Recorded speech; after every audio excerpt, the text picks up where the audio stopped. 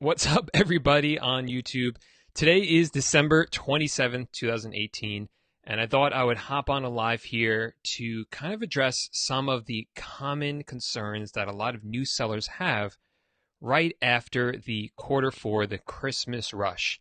After all the sales are now done on eBay or Amazon, wherever you're dropshipping, what next? What's happening next? And of course, I'm also here to answer any questions anyone in the live chat has about eBay or Amazon dropshipping. So, the first concern, the number one question I get about this time of year is what's going to happen with returns? A lot of people get really fearful that during this time of year, after everyone opens up the Christmas gifts, they realize, oh, I don't want this gift or I don't want that gift. And there's going to be a lot of returns on eBay and Amazon. And what I have found is actually the percentage of sales, in my experience, doesn't actually go up. We do get more sales, but that correlates to the larger volume of sales we've had in the past 30 days between Thanksgiving and Christmas Day. So yes, there are more sales, but percentage-wise, I haven't found it to be that much larger.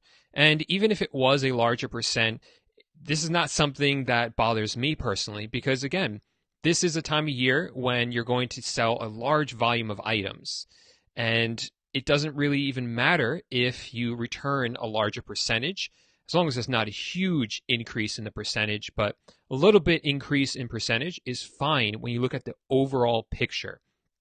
And this is a mistake I see a lot of dropshippers making in general, is that they're too focused on individual metrics, individual changes, without really focusing on the big picture here.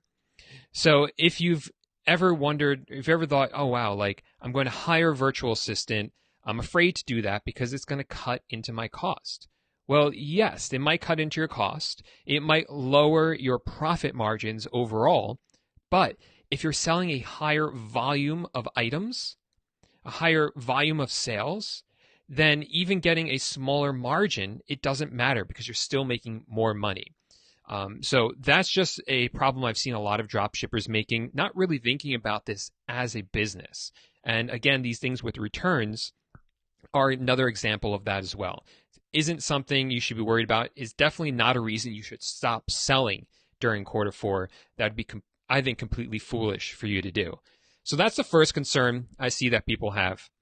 The second concern that I see people addressing or bringing up during this time of year is that they notice that in the days leading up to Christmas, just a couple of days before, maybe starting 5 days before, and certainly the time between Christmas and New Year's, sales just get really slow, really, really fast. And people get scared about this. They get really concerned. But just think about this logically. Just close your eyes and think about this for a second, and you realize it makes total sense. People are buying their Christmas gifts, and they're going to stop buying them from you on eBay or Amazon a few days before Christmas because they know it's not going to come in time. If people are still buying gifts in the few days leading up to Christmas, they're doing it at local stores where they can pick it up that day. They don't have to wait several days for the item to come in. That just makes sense. Then after Christmas, everyone's burnt out. They spent a lot of money. They're not looking to spend any more money. Now, I've noticed there does seem to be a little bit of like a uptick in sales somewhere after Christmas. And I always found, my belief, is that people return items and then they want to buy something else with the money that they got for the return. So I have seen a little bit of an uptick after Christmas for that reason. But just if you think about it, it just makes sense, right? People aren't looking to spend money during this time of year when they just spent so much money leading up to Christmas. So that's the second concern. It's completely normal and it's nothing to worry about. And the third thing, speaking of which, is what do we do now? We were preparing, it felt like, for the past 6 months for November and December. We spent a lot of time and energy in the last 30 days, doing good customer service, trying to get our items out quickly, handling any issues. Everything has been about the last 30 days. So what do we do now? Like it's almost like like we're not even sure what to do with ourselves at this point. So the first thing I recommend that you do, if you haven't done it already, is give yourself a little bit of break. I always find that from about 2 days before Christmas until about now, December 27th, 28th, I pretty much give myself a break, just let myself relax, only do the bare minimum to keep my store afloat. And like I said, because sales are slow this time of year, or right this very specific time of year, it works out really well to give us a break. So that's the first thing I would recommend. You really deserve it, so you should give yourself that time to re-energize. And now start looking forward to 2019. Review what happened during this Q4, what went well, what didn't go well, what needs to be fixed, what new systems need to be in place. Do you need another virtual assistant now? Do you need a new software to help you run your business? These are questions you want to be addressing now and getting ready for Q4 next year. Do an income report for yourself. See how much money you made. Was it more than you expected? Was it less? And what can you do to do better next year? And write that down, because you probably will forget what you did last year and what worked and what didn't work. So you want to write that down somewhere, or make a video so you remember and so you can recap it next year. I'm going to be doing one of those videos myself. I'll make it public. So if you don't want to miss that video, make sure to subscribe to the channel. That should be releasing sometime next week. Other than that, you want to start preparing for the next 6 months, 3 to 6 months. So start thinking about what types of items people will be buying this time of year and start listing up some of those items. Valentine's Day is coming up. That's a pretty big holiday. Lots of people buying stuff for that as well.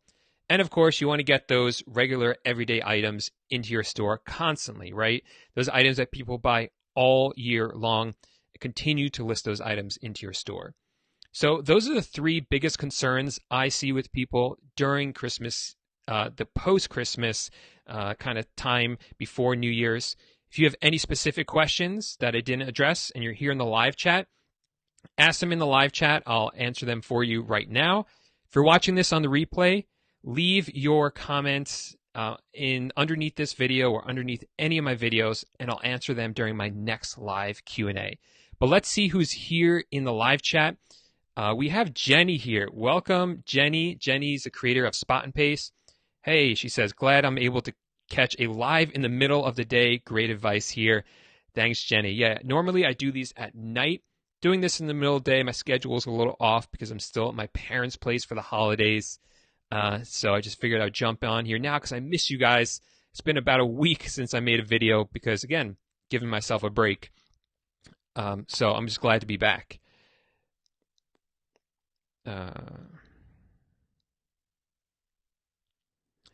Yeah, so Rebecca asked a really great question about negative feedback.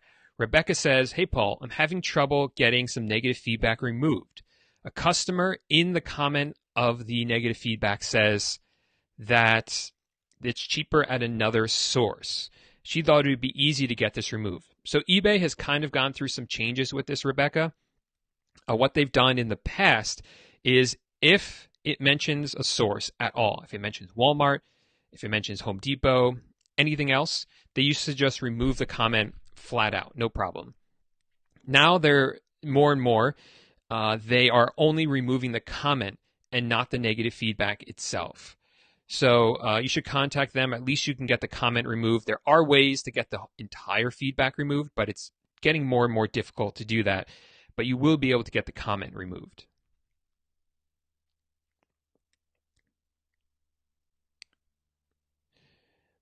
All right, cool. So great question from MK Livid Productions. Says, what's the best way to ask for a monthly listing increase on eBay? He's dropshipping from, or you're dropshipping from Amazon, just a few weeks in, but I'm already 100 away from max out. So awesome. Congrats on taking action and actually getting those items listed into your store quickly. So the best thing to do is, I've made videos about this. If I remember, I'll link it up for the replay. But the best thing to do is call them at the end of the month. That's the best time to call.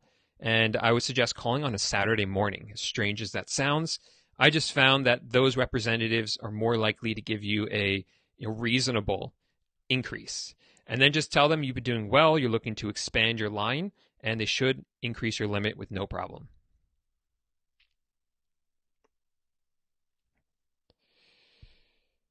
Wow. So Sandro says that Amazon shipped over 1 billion items in December. I haven't verified that myself, but that is a pretty impressive number.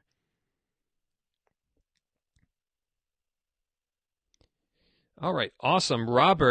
It's Robert's first Christmas, and Robert made $500 profit first Christmas. That's awesome. Congratulations. That's a really good start to your business.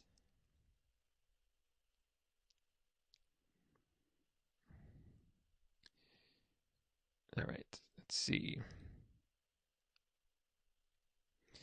All right. So G. Wilson says, what do you think about dropshipping designer clothing?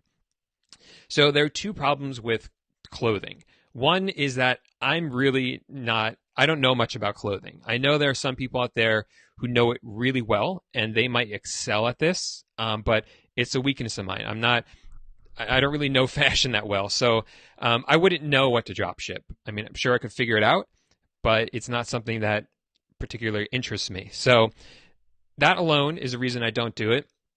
Second reason I tend to avoid clothing is because they're all sized.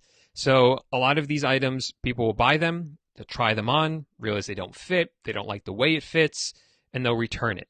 And, again, that's one of those things that has always been a belief of mine, just based on my own personal experience. In all honesty, I've never really drop shipped a lot of clothes. So I don't have enough data to really support that. It's just my general feeling about it. I know other people feel the same way, but I'm sure there are people who are drop shipping clothes and absolutely crushing it. So, take that with a grain of salt, but that's my opinion. That's why I don't really do it.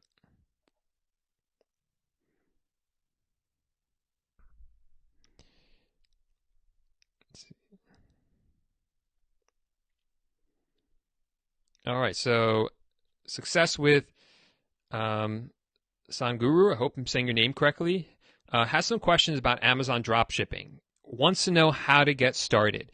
So I'm going to be making a lot of videos this month or the next few weeks about Amazon dropshipping. If you don't want to miss them, just make sure to subscribe to the channel and you'll get notified every time I make one of those videos. I have some really good ones coming up, so you might not want to miss those.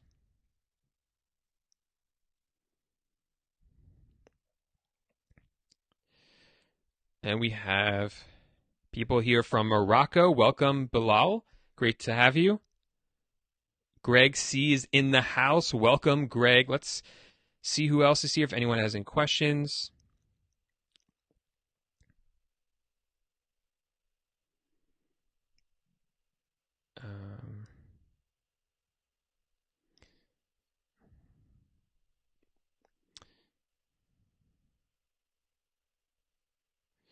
Let's see. All right, we have Jace here from Hawaii. Super jealous. It's pretty cold here where I am. Dave Apples is asking, or Apples is saying, what does my office look like where I work? This is not my office. This is my brother's room from when he was a child. It's just where I'm making the video at my parents' place. I actually don't have an office because I have a one-bedroom apartment in New York City. Renting office space, the prices are just criminal. Out of, what's the word I'm looking for? Out of principle, I'm just not paying that much for a shoebox of an office. It's the offices you'll pay over $1,000 a month for a room that's the size of a desk. It's tiny. I can't even make videos like YouTube videos in there because I can't put the camera far enough from my face. So out of principle, I'm not even going to get an office there. So all my work is done at home. All right, Ghost Black says, what's the first steps to hiring a virtual assistant? So the first step is really to just understand what it is that you want to outsource. This is huge because most people, they say, oh, you got to hire a VA, you got to hire a VA, but for what, right? You got to actually identify what in your business is holding you back in terms of wasting, or not wasting, you're spending too much time on. So if you're spending a lot of time fulfilling orders, and you're not spending enough time listing or growing your business, well then outsource fulfilling orders. That is not a hard task to do. Everyone knows how to shop online these days. If you find someone who knows how to shop online, they can fulfill orders from you, right? It's not that difficult to do. Listing listing is not that hard once you break it down into a system that can be repeated over and over and over again. You give rules to it. That way they know, sorry, I think I'm speaking a little too loud. That way they know not to, what items you want and what items you don't want, right? So give them the rules and then they will be able to do it. So I would recommend finding the tasks that you're spending too much time on and that is holding you back from really pushing your business forward. And those are the tasks you want to outsource first. So that would be your first step. Oh, awesome. We have Noelle, one of my students, says, bought your course, loving it. Thank you so much, and thank you for being here. Speaking of which, this is my brother right here saying, are you coming over tonight? My brother, for Christmas, got me this gift and said I have to wear it during my next live Q&A. So that is my brother. He got me this shirt so that I would wear it during my next live Q&A. So that's for you, Alex.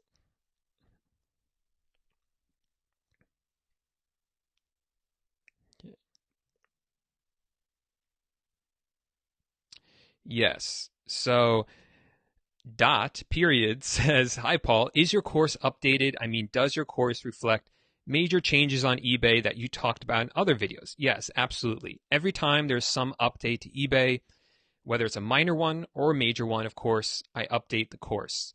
I made some huge updates to it less than a month ago, pretty much revamped the entire course, made it just look nicer. So all those updates are available. You don't have to do anything extra. If you're already a member of the course, just log in as normal, and some of you might not even notice the changes if you enrolled after the changes were made.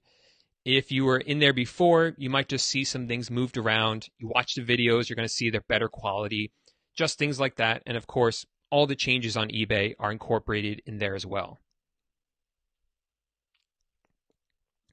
Yes, so if you're looking for help with sales tax, like Timothy here is, then you should be using TaxJar, in my opinion. I don't know if I have a link to that underneath this video.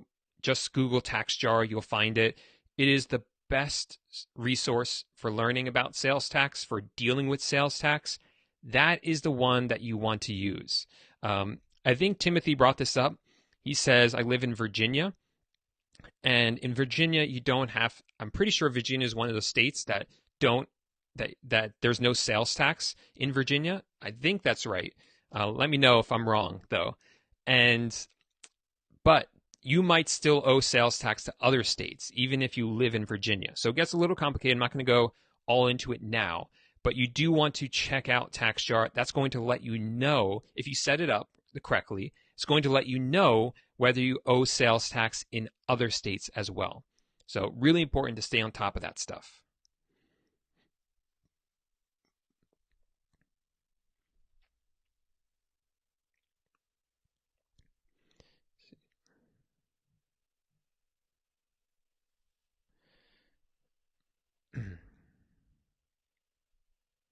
Yeah, so Matt wants to know, is there any way to come back from defects on your account? Matt had to cancel a few orders because of out of stock issues. Any advice? Yeah, Matt, so the first thing is really preventative. You want to prevent that from happening again. And there are ways to do that. You should get a good mentor, a good course, a good advice from people who are more advanced with this, because they're going to give you the tips to help avoid this from happening. If it does happen, there are ways to fix your account. Sometimes you can get some of those defects removed. And after that, the best thing to do is just to sell more items without getting any more defects. And then even though those defects won't go away, they'll get kind of buried. So the percentage of defects to non-defect cases will just keep getting smaller and smaller and smaller and smaller the more that you sell. So that's really the key. And that's a key in general for any sorts of problems with your eBay account, Amazon account as well. But though Amazon, they're a little bit more strict about it. So with eBay accounts in particular, it's very easy to let negative feedback just get buried. or defects to get buried just by getting more sales. With Amazon, that's also the case, but with Amazon, there's greater repercussions for having bad defects or having defects on your account. So especially as a new seller, you want to address those. And just in general, don't use this as an excuse to give poor customer service or to mess up or not to or to try to get rid or try to not try to get rid of your defects, right? Don't use this as an excuse for that. I'm just saying if you've tried everything to get defects or feedback removed and you haven't been able to, then I wouldn't sweat it too much, just a few of them. Look forward, see how you can prevent it from happening again, and then you'll see soon that those will just get buried underneath all the positive experiences that your customers have had.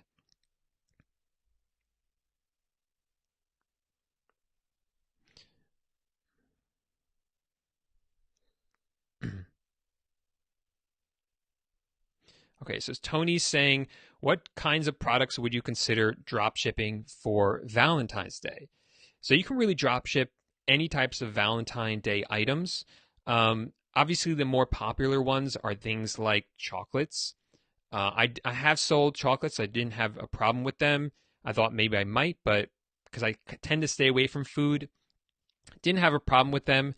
I wouldn't dropship roses or flowers. I don't know, things die, like flowers like die like that. I don't even know where you dropship them from. But there's a lot of items that you can dropship, like teddy bears. There's like weird like Valentine's Day books you can give people, like, or all sorts of stuff.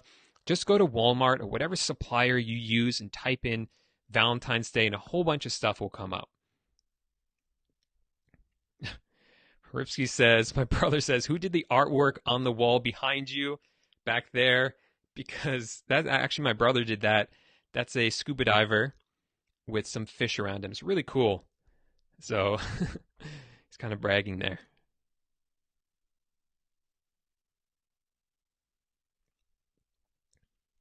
So Dylan is from England, and Dylan wants to know what's better to start with, eBay or Amazon? So there's two parts to this question, whether you meant it or not, Dylan. The first question is, what should you do as an international seller?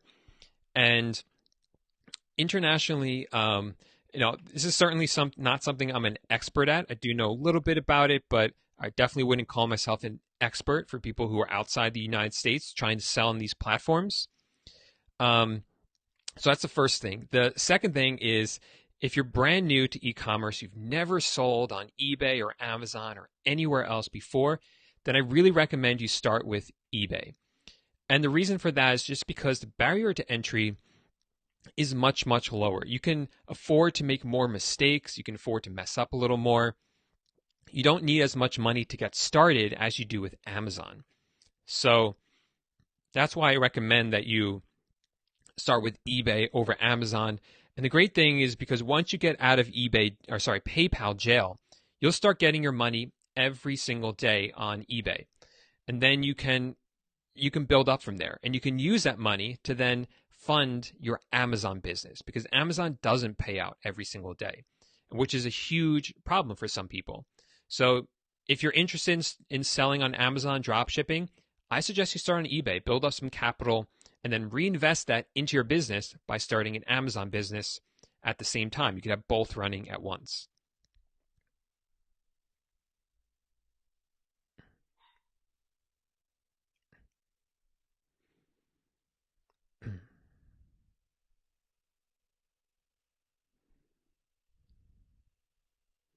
So Jonathan wants to know how you can access the Dropshipping Titans course. I have a link to it in the description of this video.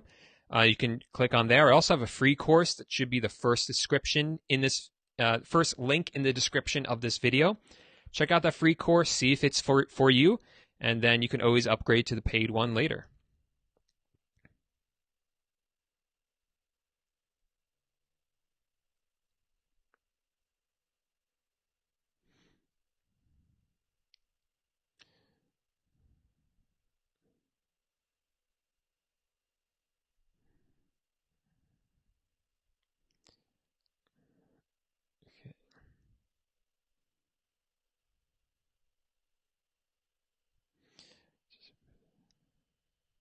Let's see.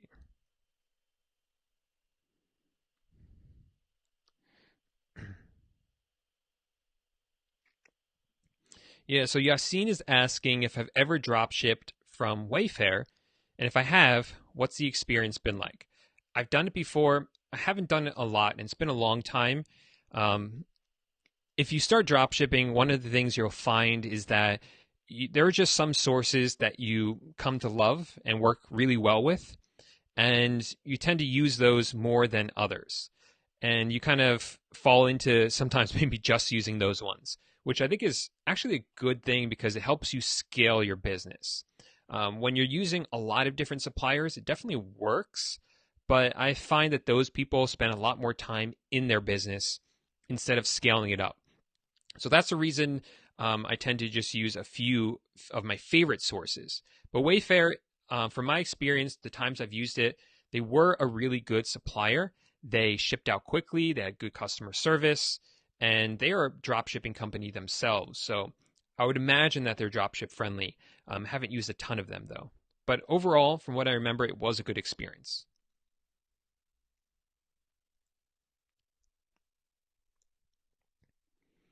All right, so I had a couple people asking me what my earnings were this holiday season. We're adding it up. It takes a little bit to add it up. You know, there's going to be some returns. We want to factor that in. So I will be doing a full quarter 4 income report. If you don't want to miss that, make sure to subscribe to the channel. That will be for both eBay and Amazon. I don't know if I'll do them together or separate, but I'll give you guys everything. Just subscribe to the channel and you won't miss it.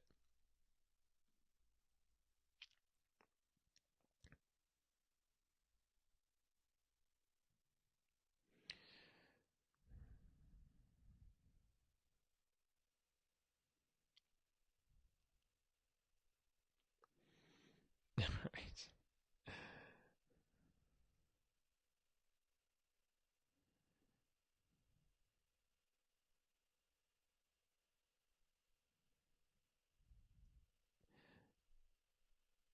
Yes. So I definitely think there's more room in the drop shipping business for people to start doing it.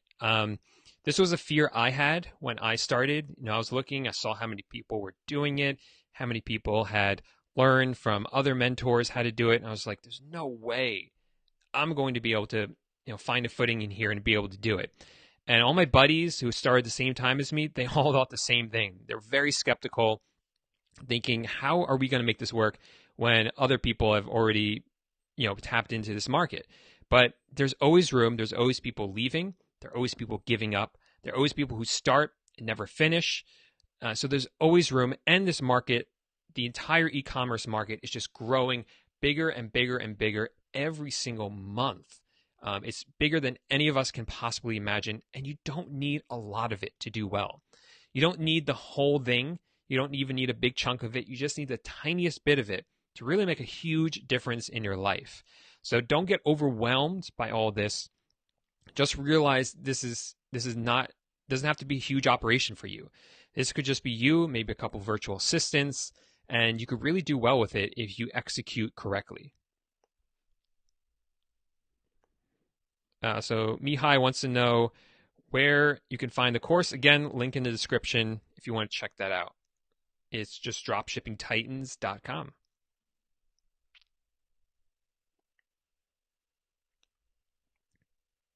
So Bobby's one of my students. Bobby's taken the course and says, I've watched all the videos in the course. Does it matter if they show completed or not? So Bobby, it doesn't really matter. If you mark them all as complete, then I think you get emailed a certificate. Don't get too excited about the certificate. It's really not a big deal. But you do get a certificate emailed to you if you mark all the videos or lessons in the course as complete.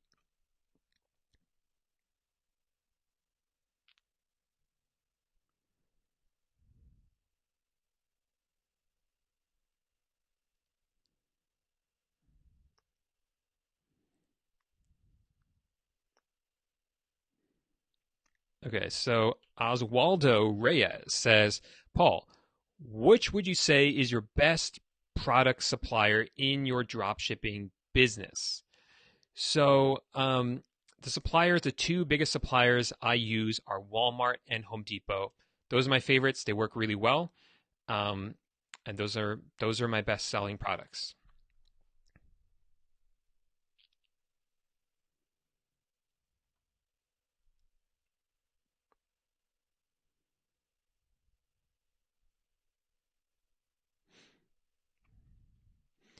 So Oracle Shift wants me to compare eBay to FBA. So when you say FBA, there are a ton of different ways you could do FBA. I'm not sure if you know that. So there's private label FBA, which is when you brand your own products, ship them to Amazon under your own brand, and then you sell it as your own product. There's also, you can go around to thrift stores and buy items, ship them to Amazon FBA. You can do online arbitrage, lots of different ways to do it. The There's benefits and drawbacks to all of them. None, I wouldn't say any of them are better than any of the others. Um, Depends on you and what you want to do and what you feel comfortable and like doing. So for me, I really liked eBay dropshipping. It appealed to me because of the low startup costs, because I could do it from anywhere in the world. I didn't have to buy inventory up front. It wasn't a huge upfront investment, and the ability to scale it from anywhere in the world and by having virtual assistants scale it for me. All that just sounded amazing to me, and it really has delivered for me in that sense. But yeah, I know people who are doing private label FBA and they're absolutely crushing it. Now that costs a lot more to get started, but if you find the right niche, you find the right product, and you do it right, um, you could do really well with it. I know people who are doing really, really well with it. But I've also known people who've lost a lot of money with it. So it depends what you want to do. I'm not going to say one's better than the other because I think that would be a lie. Um, Personally, all I've done is eBay dropshipping, Amazon dropshipping, a little bit of sending products into FBA, but not much. I'm not talking about private label. I'm just talking about products like around the house that I send in. And all that's worked, but I haven't done private label.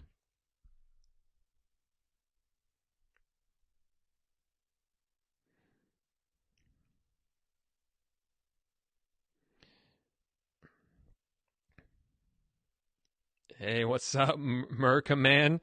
Nice avatar there. I like that. The clone trooper there.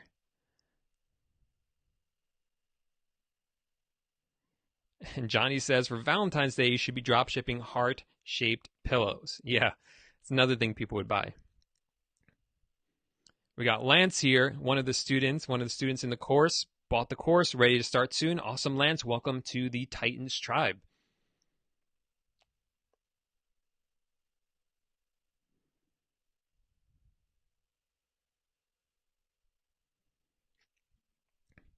Great question here from Ravis. I hope I'm saying your name correctly. Paul, if you've sold an item multiple times in the past, but then all of a sudden the item stops selling, it hasn't sold for 60 days, would you end the listing?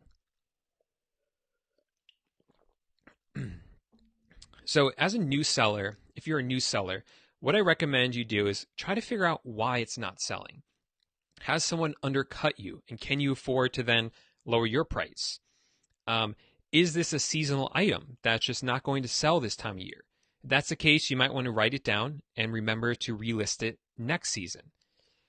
Um, but for me, my store, just the volume that I do, it doesn't really make sense for me or my VAs to do that anymore. So after 60 days, those items just get automatically deleted from the store. So we don't have to worry about it. And then, if my VAs are doing research, product research, and they come across that item again, well, then they just relist it again. No problems there. And then it's back in our store, and maybe it starts selling, or maybe it doesn't. But that gives it another shot later on.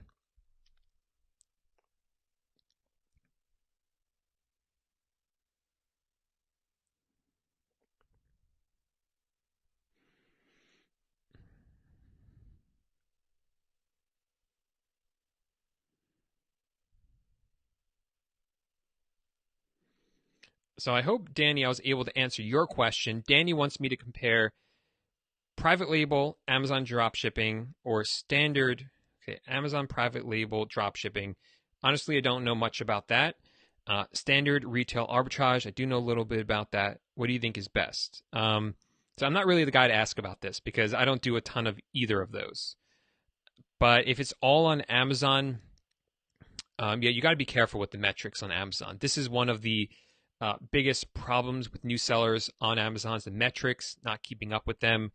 So you really want to stay on top of it with whatever you do on Amazon.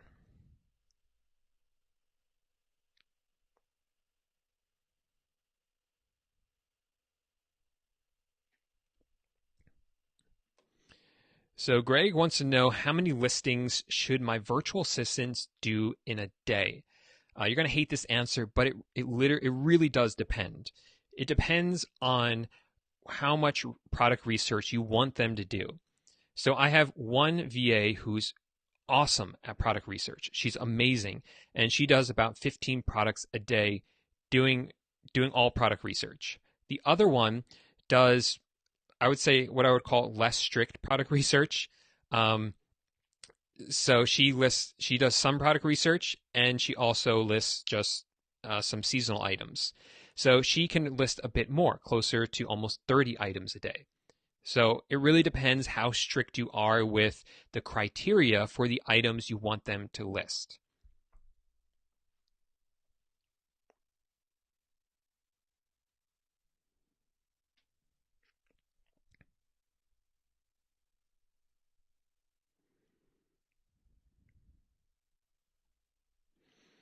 I like Rich Peterson here, always thinking smartly. Says, I wonder if your course sales will. Oh, course sales. Oh, sorry. I was thinking you meant eBay sales.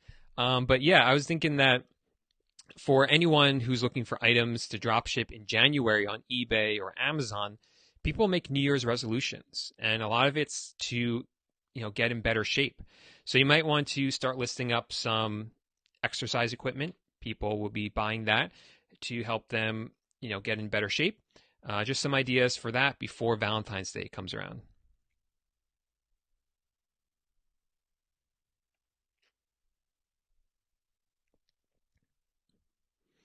All right, great question from this anonymous poster. Why would someone buy from a dropshipper on eBay when they can Google the product and get it cheaper from Home Depot? I think most people sorry, I can't talk today. Most people Google the product before buying. What do you think? So the truth is that a lot of people don't. A lot of people definitely do, but a lot of people don't. They just believe that if they go to eBay or they go to Amazon, which, people have different preferences there, that they're just going to find the item the cheapest price there. So that's why they do it. Other people enjoy the convenience of it. They know they can just go to eBay, search for the item, find it, and buy it. They don't have to look on 4 different websites. So some people like that convenience. Some people are just used to eBay or Amazon, and they don't want to buy on another website. I have a huge bias towards Amazon. I'll buy, I do all my online shopping on Amazon. I can't think of anything I bought in the past year that wasn't from Amazon. And even if I find it on another website, just the convenience of Amazon already having my credit card information, already having my address. I know it's going to be protected because Amazon's a great company to work with, just like eBay has their own protections as well. So I feel safe using them. So I just use that, even though I know I could probably shop around and find it for a few bucks cheaper. So that's the reason people buy from dropshippers, even though they could find it on other websites.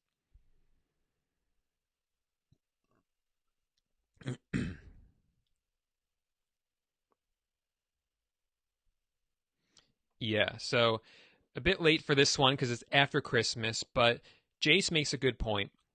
For anyone watching this later before the next quarter 4, don't list a ton of electronic items from Walmart into your store because, especially with televisions, Walmart will allow you to drop ship them a little bit, but as soon as you start to order a few of them, they're going to cancel your orders. It happens to a lot of people. It happened to me.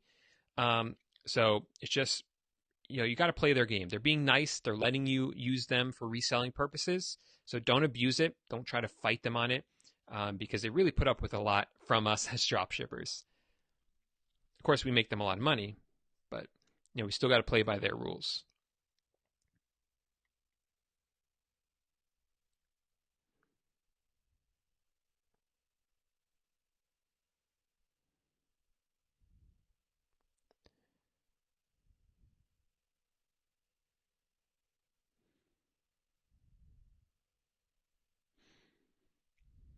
All right, so I had some questions.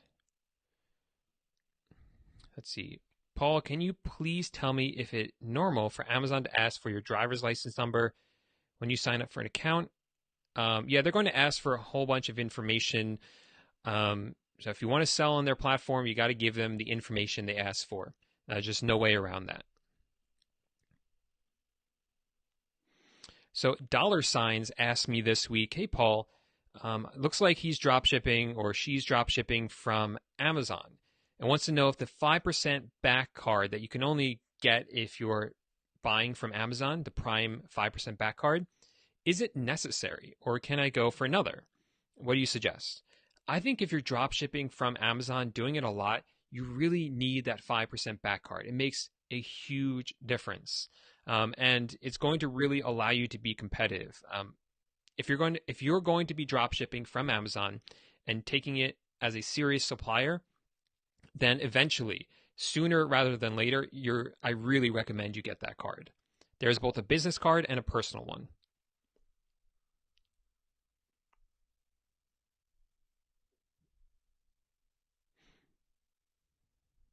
All right. Thank you, Jessica, for the shout out. Says halfway through your course. Lots of great info. I'm learning so much. Thank you, Jessica, and welcome to the Titans tribe.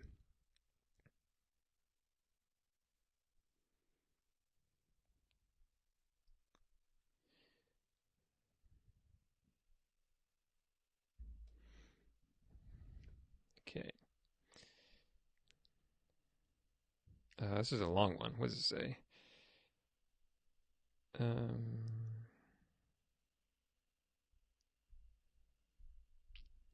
So Oswaldo's basically saying that he's looking for a bunch of products. He's looking at some suppliers that other people aren't using. Why don't people use these other suppliers? So I kind of touched on this before. Oswaldo, people just kind of find sources that they love that work really well for drop shipping, and that we have great software that we have that works with them. So my primary suppliers, again, Walmart, Home Depot. The software I use, AutoDS, works really well with them, and it's just great that everything is so seamless and easy to use because like AutoDS focuses on making sure that they work really well with those websites. If you get some of these other websites that a lot of people don't use, the software companies, they don't really want to put the time into developing a program that works with those websites if not a lot of people are going to use them. But with that said, if you find out a way to make it work, there's going to be a lot of potential there, right? Because not a lot of people are going to be selling those products.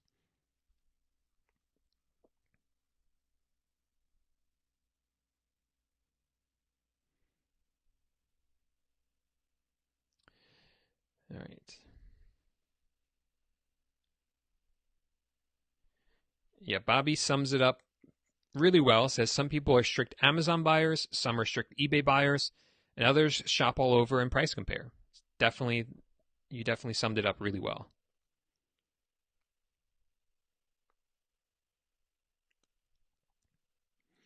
Jeremy Watson, this is a question I've answered before. I'll hopefully remember to put a link to it above this video for the replay. How do you deal with products showing up in branded boxes? So boxes that say Walmart or Home Depot on them.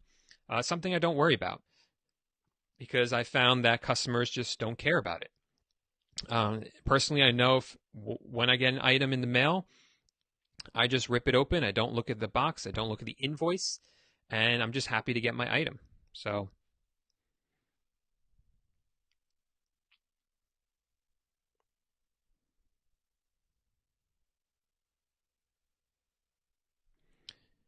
So how do I recommend that people find items to dropship on eBay?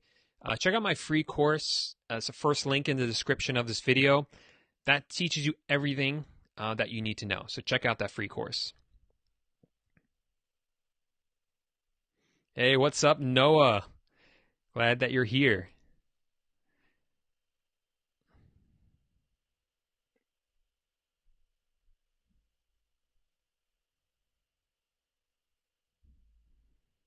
Hey, what's up, man? We got the whole gang here.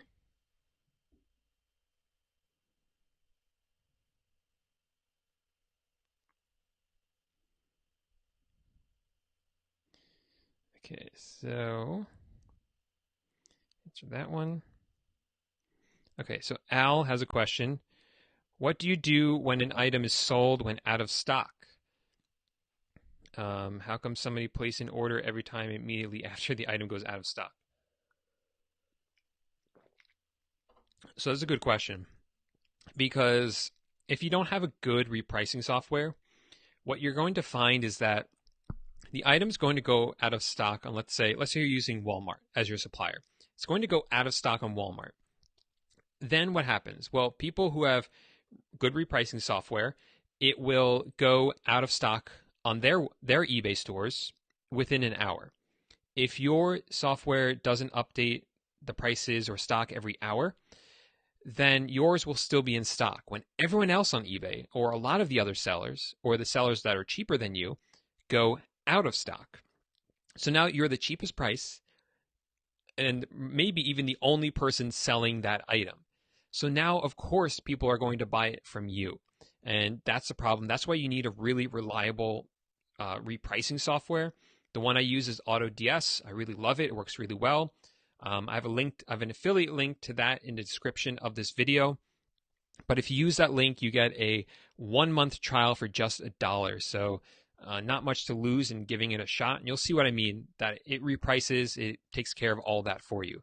But that's the reason why, well, you're like, why, if you didn't have a good software, it's like this item just went out of stock. Why did 3 people buy it from me? Well, that's why, because no one else is selling it.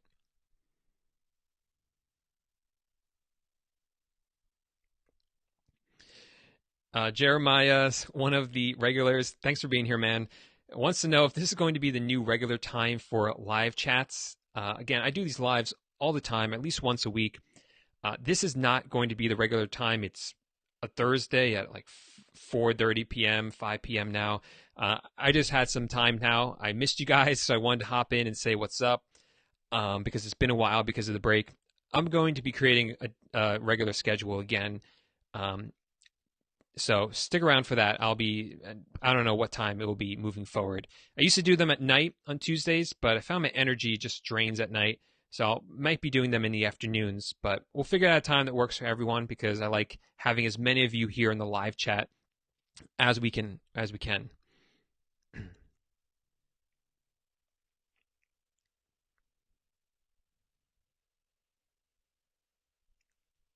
Oh, nice. Ali Gouda is here. Says, thank you, Paul. I learned about dropshipping from your course. It's great. And now I'm in the right way.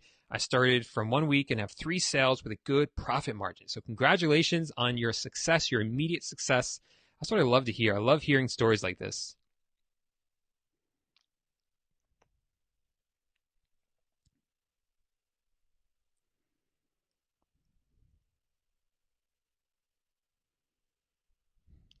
Okay. So Van left me a comment on one of my videos saying, hey, Paul, yesterday I listed my first item on eBay after registering a new account after watching part of your course. But after 30 minutes, my eBay account got suspended for no reason. That's completely normal, man. So what happens there is that with new accounts, eBay sometimes gets a little nervous. Maybe it's where your IP address is from, especially if you're outside the United States. Sometimes there's really no reason at all. They'll just temporarily suspend your account. I always forget the difference between suspensions and restrictions. One of them is just temporary. They temporarily suspend your account. You just got to call them up. They're going to ask for some information. Just give that information to them, and then they lift the suspension. You can start selling right away. It's happened to me with 2 of my accounts. So it's nothing to worry about as long as you give them the information they ask for.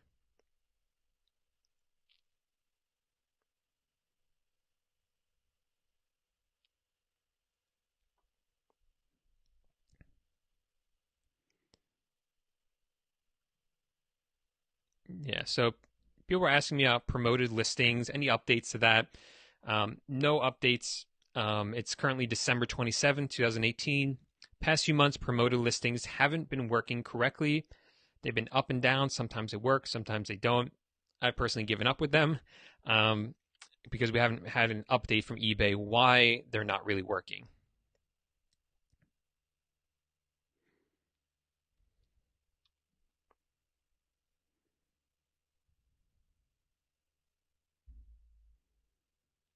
Okay.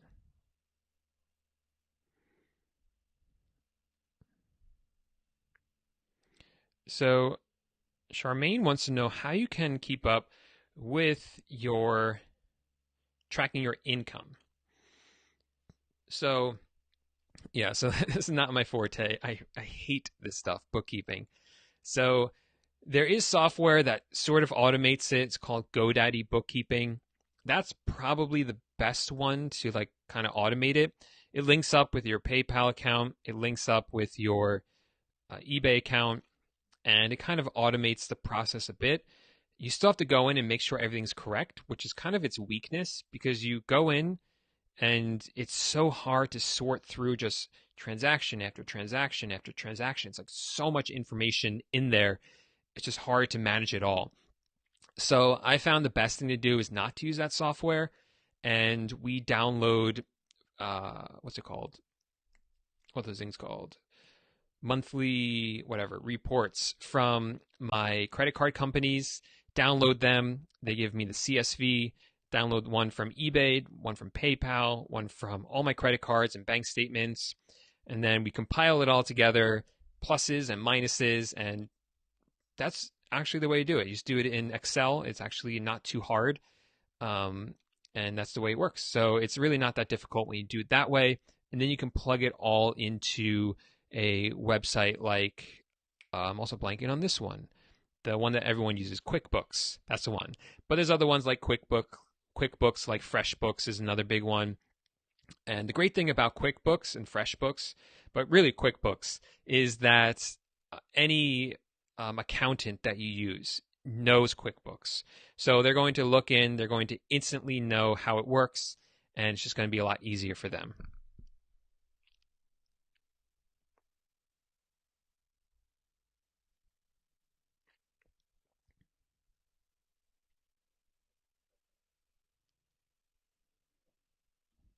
Yeah, so Nikos, I kind of mentioned this before. Yeah, perfectly normal to have slow sales this time of year.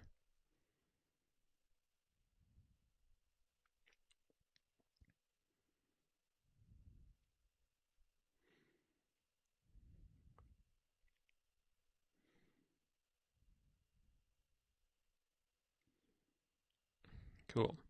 So I'm going to be wrapping this up in a minute here. I wanted to thank everyone who came out to the live chat just spontaneously. If you want to make sure you don't miss any other live chats that I have so you can answer, or I can answer any questions you might have, make sure to subscribe to the channel and hit the bell notification underneath that. That way you get a notification every time I go live so that you don't miss this. And also make sure that you hit that like button right there. I would really appreciate it. It gets the word out, gets more people to know about this video. And yeah, if you haven't subscribed yet, please do. It'd be really awesome if you did it. It's December 27th. I'm pretty close to getting 25,000 subs. I don't think I'm going to make it this year, but if I did, that'd be an awesome New Year's gift. If I did hit 25,000 subscribers. But anyway, guys, thanks so much for all the great questions. It was great hanging out with you guys. I missed you guys over the past week. And I hope to see you in the next live chat or inside the course. And I'll see a lot of you there soon. Bye for now.